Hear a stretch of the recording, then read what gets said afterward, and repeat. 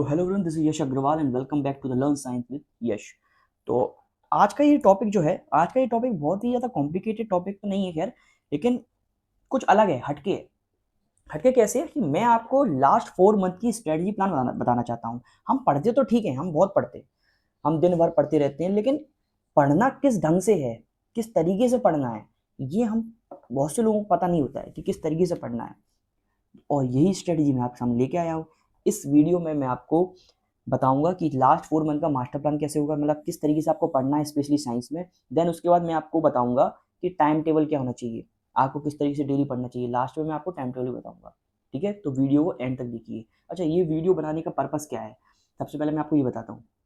मेरे पास काफ़ी टाइम से कुछ स्टूडेंट्स के डीएम्स आ रहे थे, तो उनका एक कॉमन क्वेश्चन ये था कि सर, मेरे को समझ में नहीं आता, मोटिवेशन की कमी रहती है, कैसे क्या पढूँ मैं, कितना पढूँ? अगर मैं 2 घंटे भी पढ़ती हूँ या पढ़ता हूँ, तो फिर ऐसा लगता है कि पढ़ाई बंद कर दूँ, या फिर मतलब कुछ होता ही नहीं है। और फिर सर वो कुछ कुछ ये भी बोल रहे थे कि सर, मैं जैसे याद करती हूँ या तो फिर क्या होता है, बाद में जब मैं पढ़ने जाती हूँ या फिर बाद में जब टेस्ट देने जाती हूँ, तब वो दिमाग से स्किप हो जाता है। तो ये कुछ क्वेश्चंस थे, कॉमन क्वेश्चन बच्चों के। तो इसके लिए आज मैंने सोचा कि आज मैं इसके लिए भी एक वीडियो बनाता हूँ। देन उसके बाद हम चैप्टर्स की वीडियो करेंगे, फिर कंटिन्यू चैप्टर्स आते रहेंगे आपके सामने।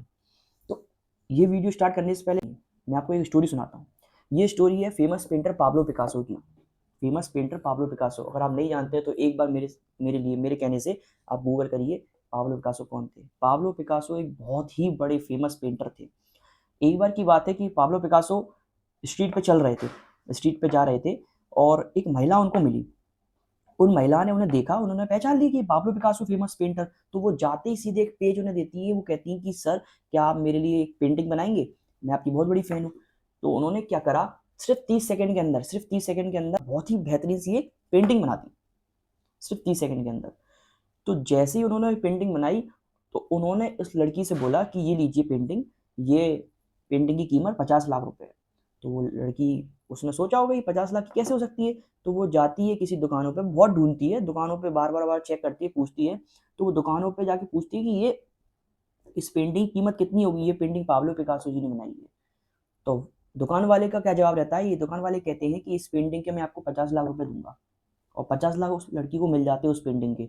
तो जैसे ही फिर वो 50 लाख लेके निकलती है, फिर वो ढूंढती रहती है पूरे में, क्या पाब्लो पिकासो कहाँ, कहीं भी मिल जाए पाब्लो पिकासो।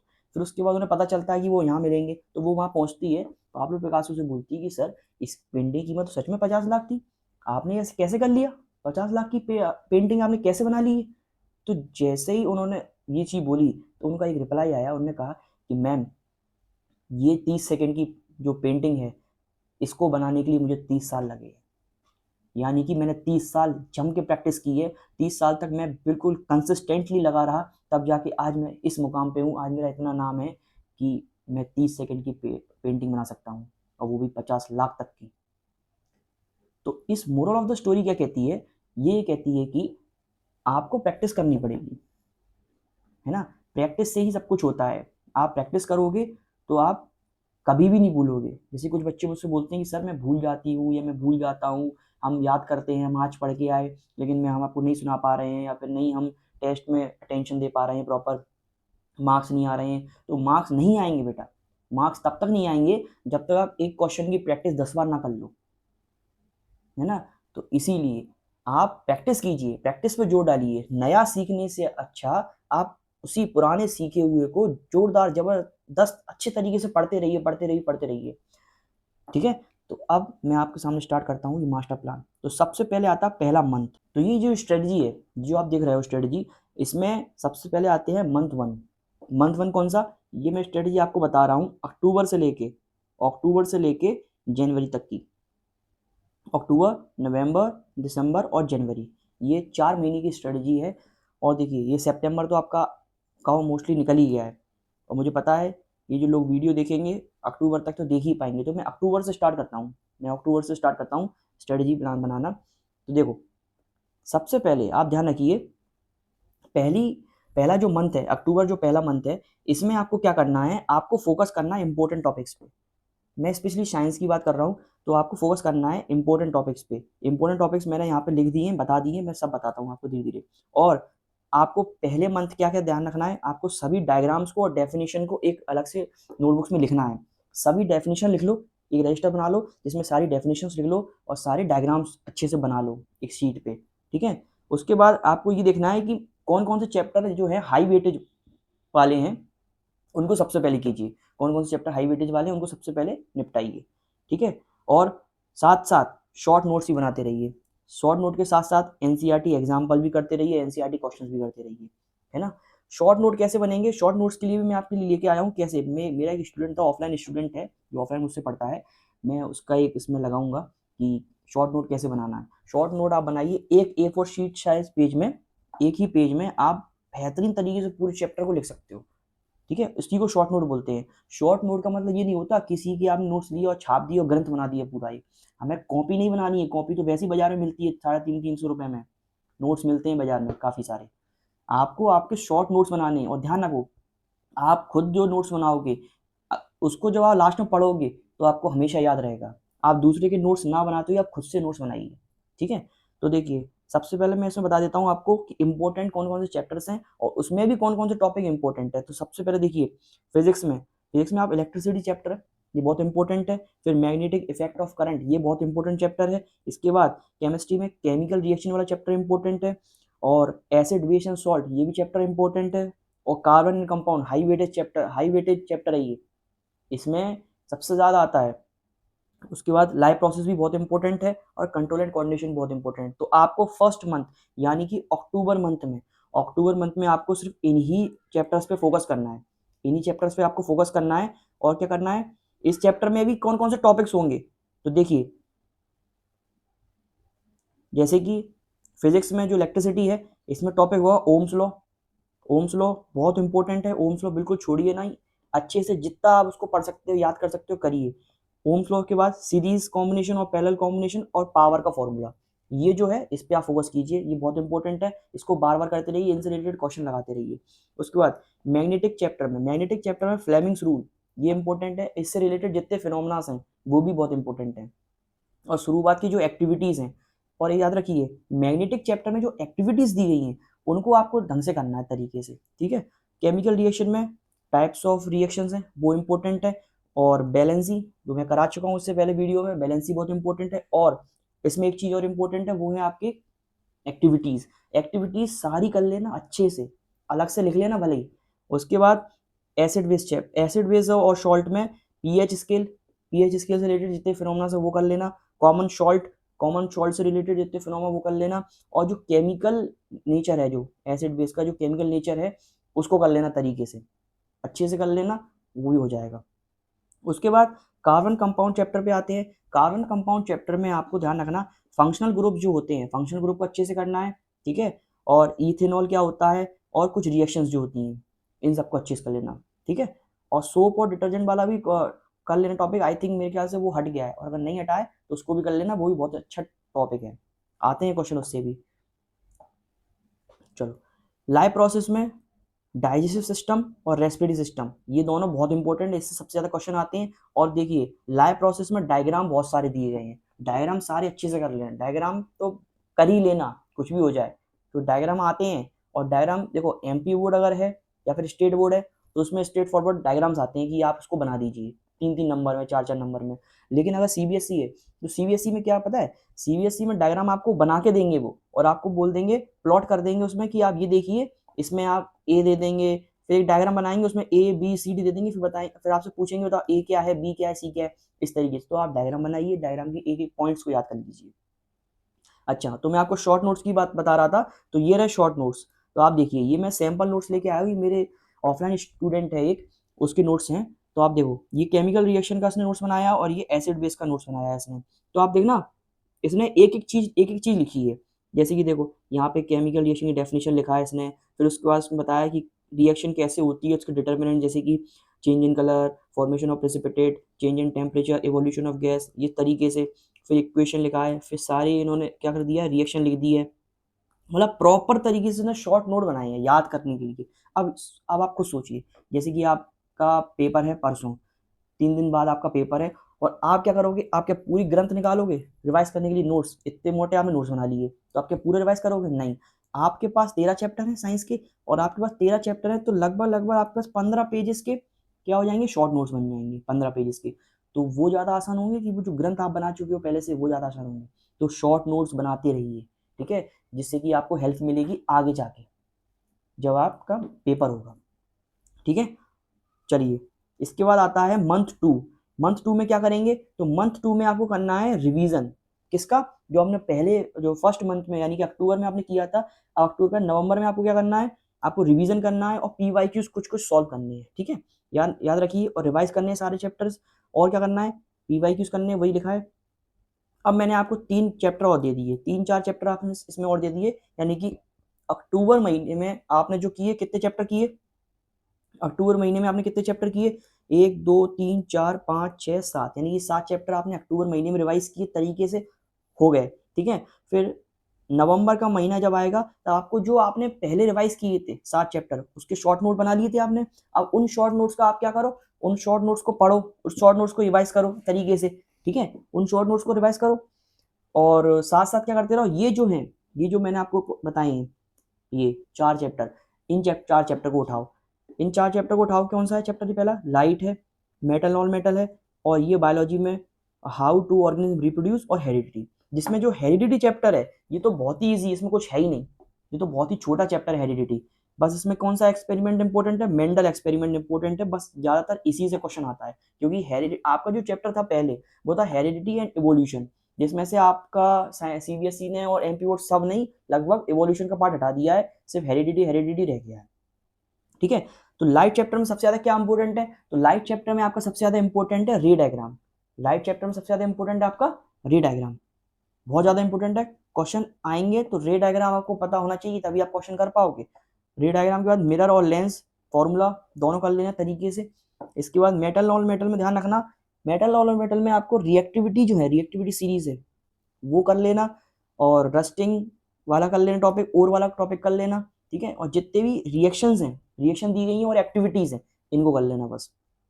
और हेरिडिटी तो मैंने बता ही दिया, इसमें क्या है, मेंटल एक्सपेरिमेंट है। अच्छा, रिप्रोडक्शन चैप्टर में एसेक्सुअल और सेक्सुअल रिप्रोडक्शन का जो टाइप्स हैं, उनको तरीके से कर लेना, वहीं से क्वेश्चन ज्यादातर आते हैं, ठीक है।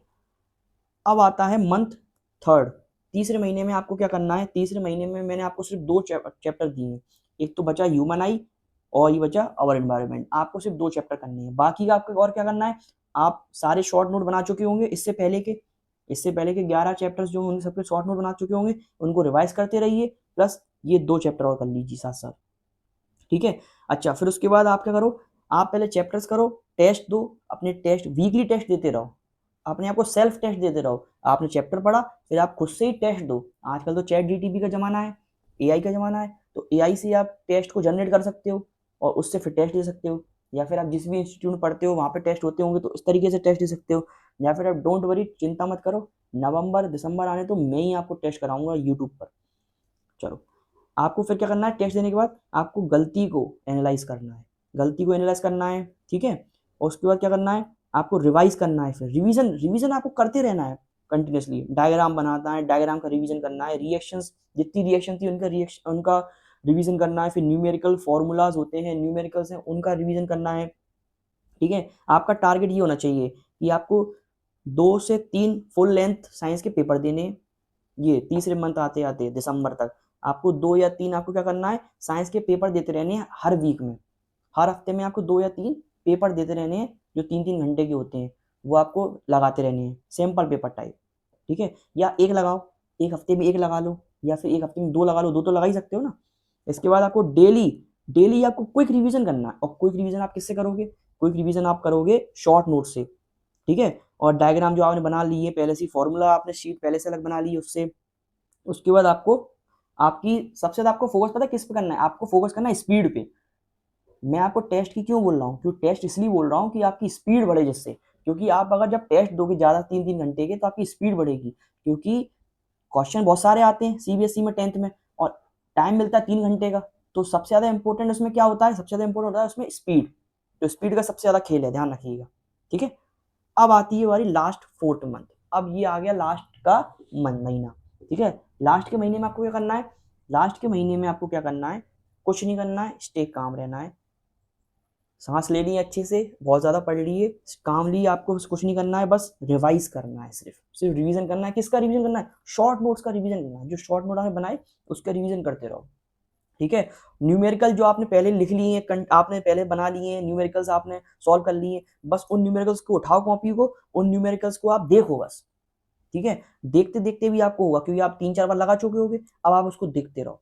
उसके बाद कंटिन्यूसली सॉल्व करते रहो किसको? फुल लेंथ टेस्ट को। अब आप जैसे मंथ आता है जनवरी का, तो जनवरी में आप एक चीज ध्यान रखो, आपको डेली, अभी तक मैं आपको वीकली दे रहा था टेस्ट, अब आपको डेली 3 घंटे का एक टेस्ट लगाना है। साइंस का डेली 3 घंटे का एक टेस्ट लगाना है, डेली, ठीक है। चाहे आपको टेस्ट देख के लगाओ चाहे बिना देखे लगाओ, मेरा मानना ये रहेगा बिना देखे लगाओ, लेकिन फिर भी अगर आपको नहीं आता है तो आप बीच में देख सकते हो टेस्ट को, उसके अंदर सॉल्यूशन को देख सकते हो और लगा सकते हो। उसके बाद जब जब आपका टेस्ट हो जाए, है ना, फिर उसके बाद रिवाइज करो, उसको याद करो और फिर लगाओ, फिर रिवाइज करो। इस तरीके से आप करते रहो जनवरी के महीने में, ठीक है। और कुछ एग्जाम्पल भी सॉल्व करते रहो, कुछ सैम्पल पेपर भी लगाते रहो, सीबीएसई वेबसाइट के जो दिए हैं वो कंटिन्यूसली करते रहो, ठीक है। तो आपका ऐसे जनवरी तक आपका पूरा साइंस तरीके से कवर हो जाएगा, और फरवरी में तो आपके पेपर होंगे ही। और पेपर के टाइम पे भी टेंशन मत लीजिए, पेपर के टाइम पे भी मैं कुछ ना कुछ अच्छा सा लेके आऊँगा। चलिए, अब बारी आ जाती है, अब देख लेते हैं सर डेली टाइम टेबल का, कि हम किस तरीके से पढ़ें। हमें समझ में नहीं आता, हम टाइम मैनेज नहीं कर पाते। देखो, आपको जैसे मैं सपोज मानता हूँ कि आप सुबह जाते हो स्कूल, आप स्कूल जाते हो 12 बजे तक, मैं ये मानता हूँ। और वैसे मेरा मानना ये, आपकी 75% अगर अटेंडेंस हो जाती है दिसंबर तक, अगर दिसंबर तक आपकी 75% अटेंडेंस हो जाती है या नवंबर तक हो जाती है, तो आप स्कूल कर दो बंद। क्योंकि स्कूल वाले भी लगभग, मैंने देखा है कि लगभग ज़्यादातर स्कूल वाले भी दे देते हैं टाइम रिवीजन करने का। तो दिसंबर में स्कूल कर दो बंद अपना, और दिसंबर से लग जाओ पढ़ाई में। तो आप अगर जैसे आप स्कूल बंद कर देते तो आप ये जो आपको मैंने दिया है, इसको आप 8 बजे से कर सकते हो सुबह के। नहीं तो मैंने आपको दिन में दोपहर में 12 बजे से स्टार्ट किया है। 12 से 1 आप साइंस पढ़ोगे, साइंस में थ्योरी पढ़ोगे और वही शॉर्ट नोट्स बनाओगे, ठीक है। और फोकस आपका रहना चाहिए एनसीईआरटी कॉन्सेप्ट और डायग्राम्स पे, ठीक है। फिर 1 बजे से 2 बजे तक आप मैथ पढ़ोगे, मैथ का आप चैप्टर्स लगाओगे, आप जो नए चैप्टर्स हैं उन्हें पढ़ते रहोगे, कॉन्सेप्ट करोगे, इंपॉर्टेंट टॉपिक्स पढ़ोगे, सॉल्व करोगे।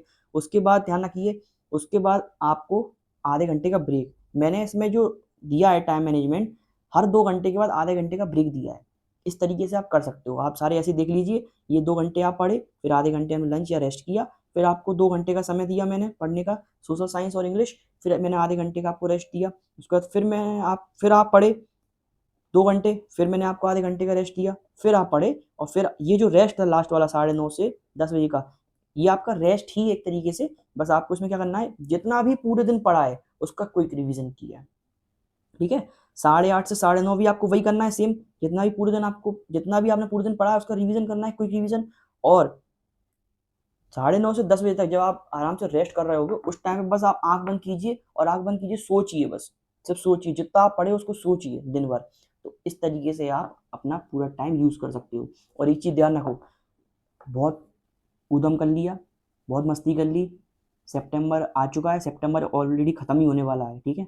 अब आप पढ़ाई पे ध्यान दीजिए तरीके से, बोर्ड्स हैं और मैं चाहता हूँ आपके अच्छे नंबर आए। मैं जानता हूँ कि नंबर से कुछ नहीं होता, a single sheet of paper can not decide your future, I know very well, लेकिन सेल्फ सेटिस्फेक्शन के लिए तो आप नंबर ला सकते हो ना, खुद में तो अच्छा लगता है ना जब नंबर अच्छे आते हैं, खुद में भी प्राउड फील होता है। तो मैं उस प्राउड फील कराने के लिए मैं आपसे बोल रहा हूँ कि अब ये जितने भी त्यौहार आ रहे हैं, दिवाली, जितना भी कुछ भी आ रहा है, क्रिसमस या न्यू ईयर, जो भी आ रहा है, तो आपको ठीक है, त्यौहार है, त्यौहार की तरह मनाइए। ये नहीं कि आप त्यौहार के 4 दिन पहले से चालू हो गए और त्यौहार के 4 दिन बाद तक आप कंटिन्यूस लगे रहे। सिर्फ त्यौहार जिस दिन होगा उस दिन आप मनाइए त्यौहार, उस दिन मत पढ़िए, लेकिन उसके बाद और उससे पहले कंटिन्यू आपके ये जो लिंक, आपकी जो रिदम है, ये टूटनी नहीं चाहिए, ये जो स्ट्रेटजी है ये टूटनी नहीं चाहिए। कंसिस्टेंसी बिल्कुल बनाए रखिए और पढ़ते रहिए, इसी साथ बढ़ते रहिए। आपको वीडियो कैसे लगा आप फीडबैक जरूर देना, और इस स्ट्रेटजी के साथ अगर आप फॉलो करेंगे, इस स्ट्रेटजी से आप पढ़ोगे, तो मैं गारंटी ले रहा हूँ 95+ आपके जाएंगे, मैं गारंटी ले रहा हूँ सच में। तो ये 4 महीने की स्ट्रेटजी मैंने आपकी बनाई है, आप चिंता मत कीजिए, ये जो 4 महीने बचे हैं इसके साथ साथ मैं आपको सारे चैप्टर्स पढ़ा दूंगा साइंस के, ओके। तो मिलते हैं दोबारा से नई वीडियो में, अब हम स्टार्ट करेंगे साइंस के chapters, okay. Thank you, bye bye.